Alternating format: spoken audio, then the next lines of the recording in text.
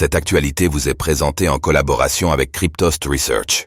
Ayez un temps d'avance sur le marché crypto en rejoignant notre communauté premium. Un exchange russe donne des chocolats à ses clients au lieu des 4,3 millions de dollars réclamés. Suite à un changement de direction, Beribit révèle un déficit financier conséquent, provoquant l'irruption de 50 clients dans ses bureaux, réclamant le remboursement de 4,3 millions de dollars. Au lieu de leur argent, ils se voient distribuer des chocolats.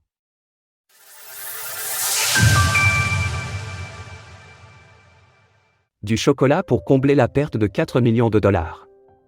Suite à l'attaque terroriste survenue au Crocus City Hall à Moscou en mars 2024, les autorités russes ont mené plusieurs perquisitions dans les bureaux des plateformes d'échange locales, dont Beribit. Ces entreprises sont soupçonnées d'avoir facilité le transfert de fonds internationaux aux auteurs de l'attaque. À la suite d'un changement de direction, Beribit a révélé un écart significatif dans les finances de l'entreprise et a annoncé qu'un audit sera prochainement réalisé.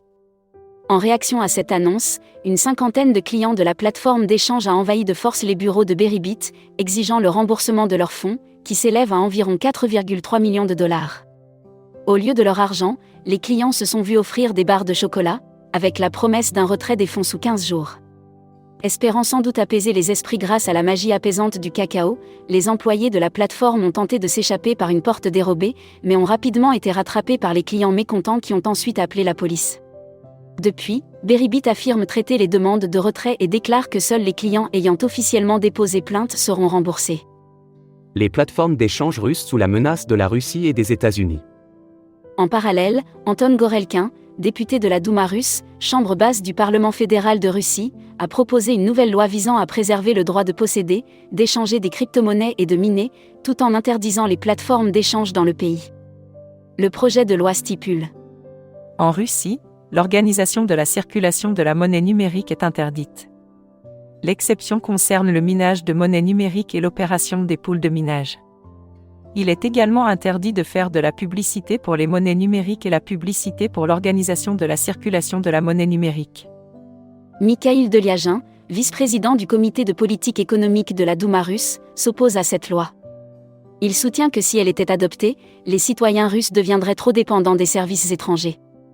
Quelques semaines plus tôt, la Banque centrale de la Fédération de Russie, CBR, avait révélé que les Russes avaient échangé pour plus de 50 milliards de dollars en crypto-monnaies et qu'ils possédaient environ 100 000 bitcoins, soit près de 6,2 milliards de dollars.